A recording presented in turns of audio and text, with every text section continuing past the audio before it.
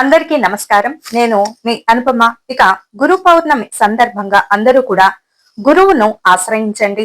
గురువును ఆశ్రయించగలిగితే ఇక మనకు లేదు అన్న శబ్దము అన్న మాటే లేదు. మనకు విద్య కావాలా, లేదంటే మంచి వాక్పటుత్వం కావాలా, సరస్వతీదేవి అనుగ్రహం కావాలా, లక్ష్మీ అనుగ్రహం కావాలా, ఇలా ఏ అనుగ్రహం కావాలన్నా, మోక్షానికి అర్హత సాధించాలన్నా, భగవంతునిలో మమేకం అవ్వాలనుకున్నా అన్ని కూడా ఒక గురువు మాత్రమే మనకు ఇవ్వగలిగిన వాడు. కాబట్టి గురువును తప్పకుండా ఆశ్రయించండి. గురువు మీ తల్లిదండ్రులే కావచ్చు, మరి ఏ ఇతర వ్యక్తి అయినా, ఏ ఇతర గురువు అయినా గురువుగా ఎంచుకునే హక్కు మనకు ఉంటుంది. కాబట్టి ఎప్పుడు కూడా గురు పూర్ణిమను గురువులను పూజించేటటువంటి పండగగా, రోజుగా మనం గుర్తించవచ్చు. కృతజ్ఞత భావంతో వారికి ధన్యవాదాలు తెలియజేస్తూ, వారిని పూజించి సేవించి మంచి మంచి కానుకలు వాళ్ళకి ఇవ్వగలిగినంతటి వాళ్ళము కాదు, కానీ వాళ్ళిచ్చిన వాటిని తిరిగి కృతజ్ఞత భావంతో మన సంతోషాన్ని వ్యక్తపరచి గురువుల్ని పూజించి సేవించి మన కృతజ్ఞతను గురువు పట్ల తెలియజేయడమే గురు పౌర్ణమిలో ఉండేటటువంటి అసలైన ఆంతర్యము. మనకు చక్కటి వివేకాన్ని, జ్ఞానాన్ని, స్వేచ్ఛను ఇవ్వగలిగిన వాడు ఒక గురువు మాత్రమే.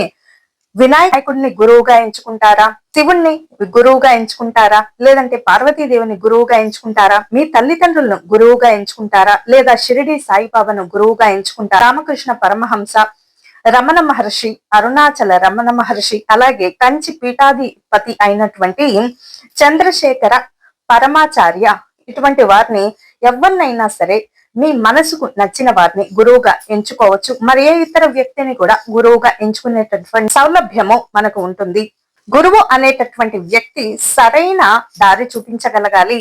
కొంచెం కఠినంగా ఉన్నా సరే, ప్రవర్తించినా సరే, కాస్త కఠినంగా ఉన్నా పర్వాలేదు, కానీ మన బ్రతుకుకు, జీవనానికి సరైన దారి చూపించేవాడే గురువు.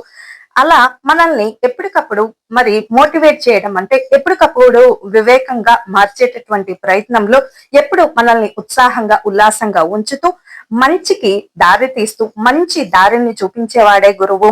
ఇక మనల్ని ఒక మంచి మనిషిగా తీర్చిదిద్దడానికి ఎంతైనా పాటుపడేటటువంటి వ్యక్తి గురువు. ఇక మనం ఎప్పుడు కూడా అలాంటి వారిని చిరస్మరణీయంగా అలా మనం వారిని ఎప్పుడు కృతజ్ఞత భావంతో పూజిస్తూ సేవిస్తూ ఉండాలి. అలాగే గురువుల్ని గౌరవించాలి, దూషించకూడదు.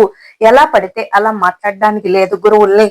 కాబట్టి గురు పౌర్ణమి రోజు గురువులకు కృతజ్ఞతగా వారిని ఒబే చేయడం అంటే ధన్యవాదాలు తెలియజేస్తూ మంచి మర్యాదను ఇస్తూ గురువును పూజించేటటువంటి గురు పూర్ణిమ రోజు చక్కగా మీ ఇష్టమైన గురువుల్ని ఎవరినైతే మీరు ఎంచుకుంటారో వారిని పూజించండి, సేవించండి. చక్కగా మీ మీ ధన్యవాదాల్ని గురువు పట్ల వ్యక్తం చేస్తూ ఉండండి, మీ కృతజ్ఞత భావాన్ని. అలాగే గురువు ఎవరనేది మీ తల్లిని ఎంచుకుంటారా, తండ్రిని ఎంచుకుంటారా, మరి ఏ ఇతర వ్యక్తిని ఎంచుకుంటారా, అది మీ పూర్తిగా వ్యక్తిగతం. కాబట్టి ఒక గురు మార్గంలో నడవండి, భగవంతునికి తప్పకుండా చేరువవుతారు. గురు మార్గంలో వెళ్తే భగవంతుని చేరుకోవడం చాలా సులువుగా మనకు దారి దొరుకుతుంది. కాబట్టి మోక్షం కావాలి అనుకున్న వాళ్ళు, ఇక ఈ బంధాలతోటి నాకు పని లేదు అనుకున్న వాళ్ళు గురు మార్గంలో వెళ్ళడము ఉత్తమమైనటువంటి పని. ఏ బంధాలు మనల్ని చేరలేకపోతున్నాయంటే భగవంతుడు మనల్ని దగ్గరకు పిలుస్తున్నాడని అర్థం చేసుకోవాలి.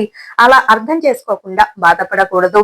కాబట్టి గురు పౌర్ణమి రోజు సత్యనారాయణ వ్రతాలు కూడా జరుగుతూ ఉంటాయి. పౌర్ణమి, ఏకాదశి తిథుల్లో ప్రాధాన్యత ఉంటుంది. కాబట్టి గురు పూర్ణిమ రోజు ఈ పూర్ణిమ గడియలున్న సమయంలో సత్యనారాయణ వ్రతాలు, ఇక గురువును సేవించండి, గురువును విశేషంగా పూజించండి, మర్యాద ఇవ్వండి గురువుకు. అప్పుడే మరి జీవితంలో ముందుకు ఎదగగలుగుతారు. ఎలా పడితే అలా మాట్లాడడానికి లేదు. గురువుని ఎప్పుడూ కూడా, గురువు ఎంత కఠినంగా ఉన్నా శిష్యులు మాత్రము వినమ్రంగానే ఉండాలి అని తెలియజేస్తూ అందరికీ గురు పూర్ణిమ శుభాకాంక్షలు.